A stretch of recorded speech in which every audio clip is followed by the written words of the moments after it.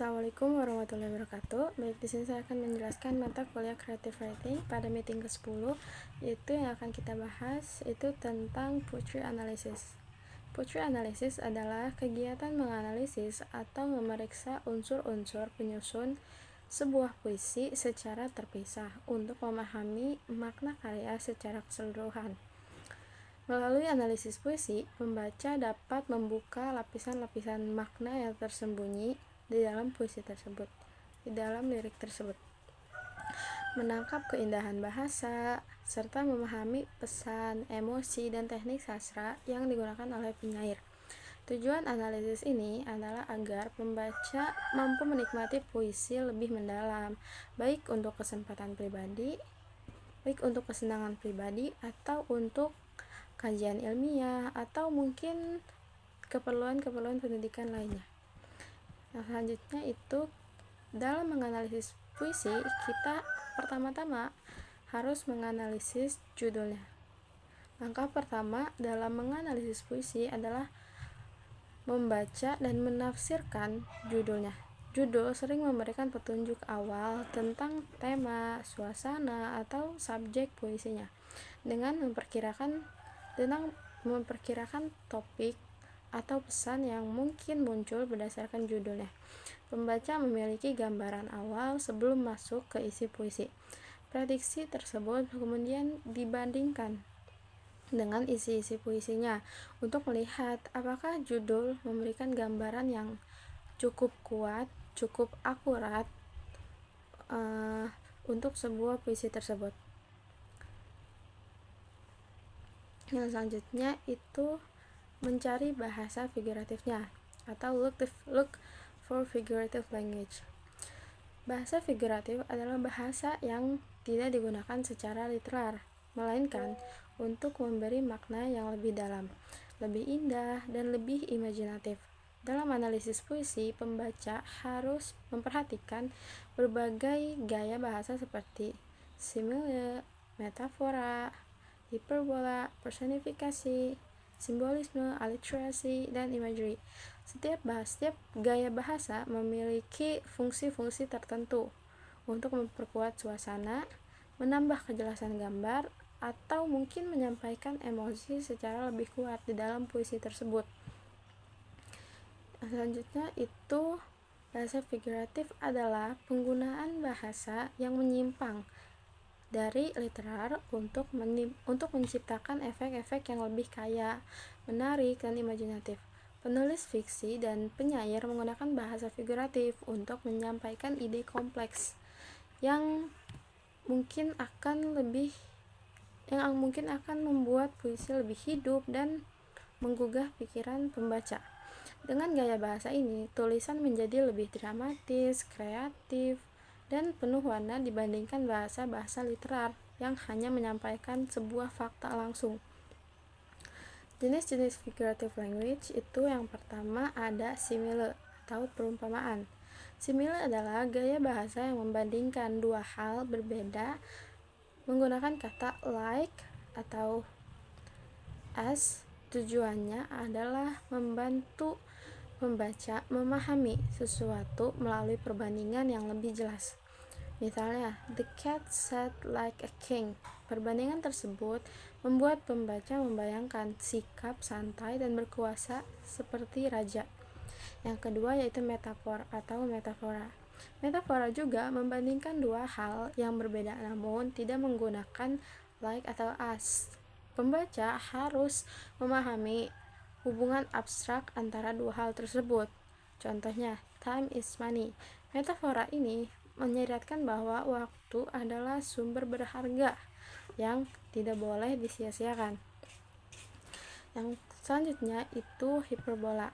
Hiperbola adalah bentuk pengungkapan yang melebih-lebihkan, yang secara kalau kita bisa bilang itu lebay, alay, dan lain-lainnya untuk efek yang lebih dramatis atau humor.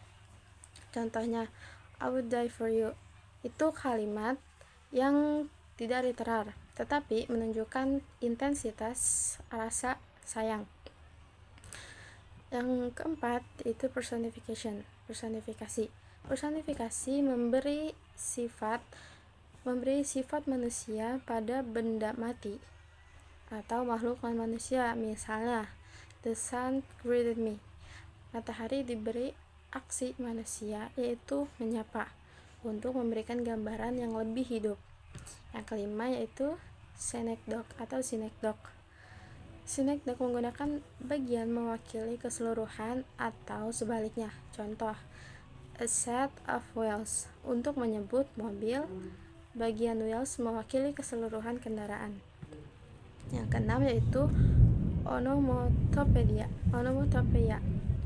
Onomatop adalah kata yang menirukan suara asli, suara asli, suatu benda atau aksi. Misalnya itu hiss, crack, buzz, roar.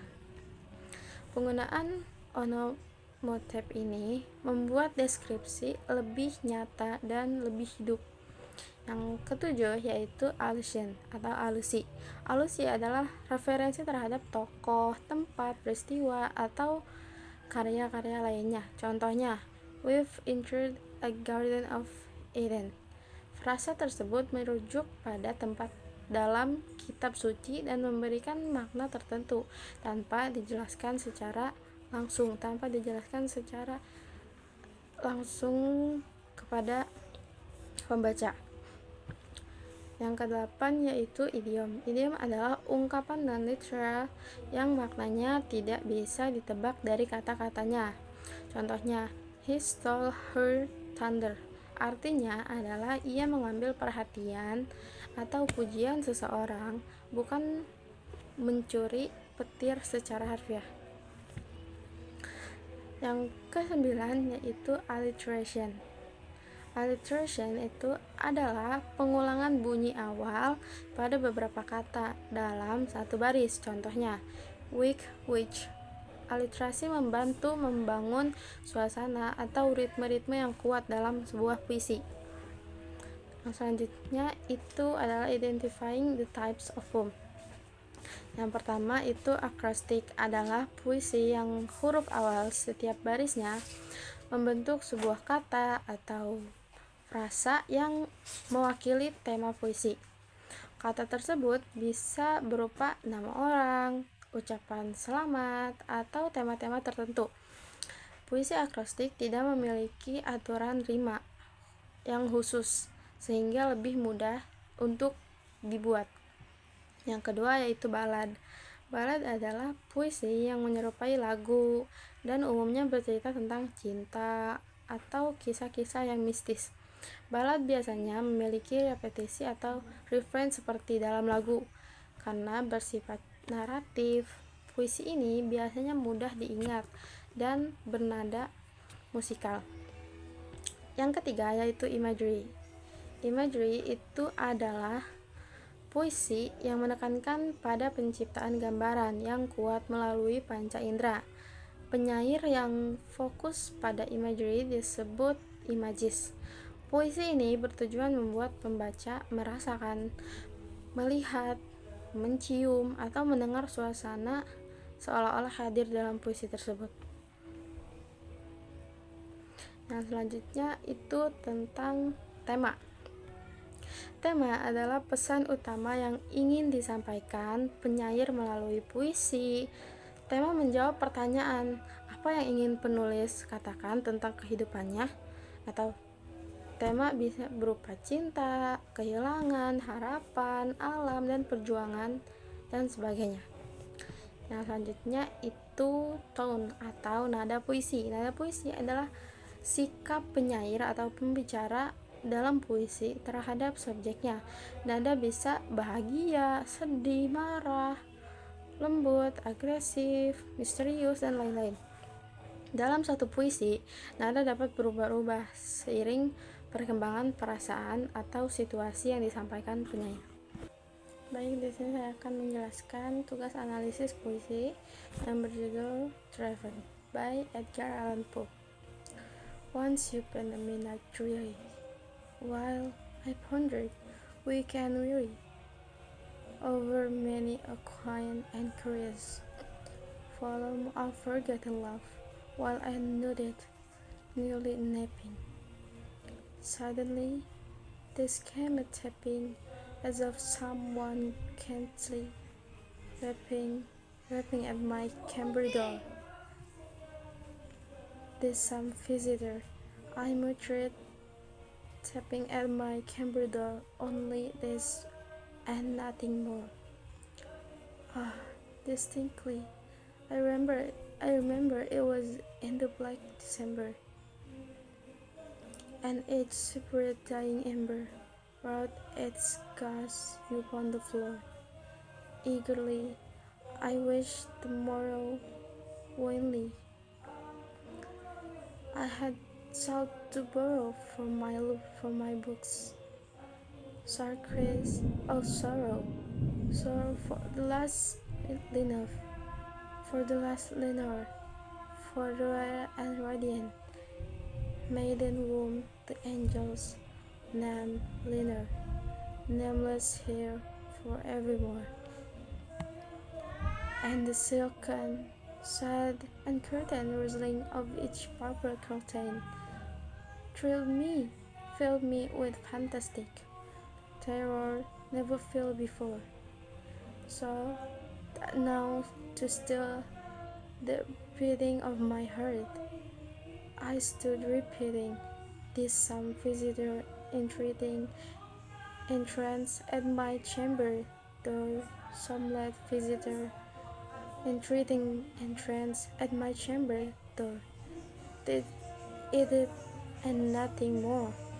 Presently my soul grew stronger, hesitating then no longer. Sir, said I, or madam, truly your forgives I implore. But the fact is I was napping, and so gently you came rapping, and so faintly you came tapping at my chamber door, that I scarce was sure heard you. Here I opened wide the door, darkness, tree, and nothing more. The raven is directly refers to a crow, as we know. Crows aren't just animals, they can also symbolize grief, darkness, loss, sadness, and despair, or even bad for a situation. Perhaps the crow here represents the content of this poem. Purpose of this poem is to express the feeling of grief, loss, and despair of a writer. This is caused by the writer's feelings of loss over his lover, Lenore. The raven is a powerful symbol in this poem. It also serves to express the emotional or psychological process of someone who is grieving. The figurative language is there are several types of figurative language here. The first is there is imagery. Once upon a midnight dreary, while a ponder weak and weary. From this we can see that this depicts a dark or mysterious situation. Then the next sentence is each separate dying ember with its gas upon the floor creates an atmosphere like a haunting ember, or perhaps a ghost depicting gloom. The second is there is alteration. The alteration is creates a strong rhythm for a poem because, as we know, it creates a repetition of sounds, making it powerful, such as weak and weary, nodded and nearly and napping, and silken, sad and curtain rustling. The third is metaphor. Metaphor such as dying ember, which refers to a dying ember, seems to indicate a hope that is on the verge of giving up or could represent the author dimming hopes for life. The fourth is personification, such as the silken, sad and curtain rustling of which purple curtain thrilled me, which means the soft but mysterious sound of the moving curtain gave me goosebumps because I was anxious and afraid. The curtain is depicted as having sad and uncurtained emotion. The fifth scene is a parable occurs when the author mentions a very frightening feelings in an exaggerated manner, as in the sentence, trembling with fantastic terrors never felt before. As this is symbolized, such as in the title The Raven, shows the raven symbol, which symbolizes sadness, darkness, misery, and despair, or possibly death. Then there is December, which we know is a place where the rainy and cold season begins to fall and can signal the end or a time of death. Lenore is symbolized lost love and melancholy. The types of poem is uh, an imagery due to the dominant visual, auditory, and atmospheric elements within it. It makes readers feel as if they are entering the dark, gloomy, and silent situation described. The theme of this poem is focused more on sadness, loss, and deep despair due to the loss of loved one and the feeling of a fertile and endless struggle to find joy and solace to escape that darkness. The author tells of his longing for Lenore, but all he finds there is fear and darkness. Hope seems to emerge when a knock brings good news, but there is nothing there except the emptiness of loss, and he continues to be haunted by the shadow of his past. The tone of this poem has a weak, gloomy, and sad and emotional tone. When the knock came, it turned into a tense, uncontrollable anxiety and full of question there. Baik, itu saja yang bisa saya sampaikan. Terima kasih. Assalamualaikum warahmatullahi wabarakatuh.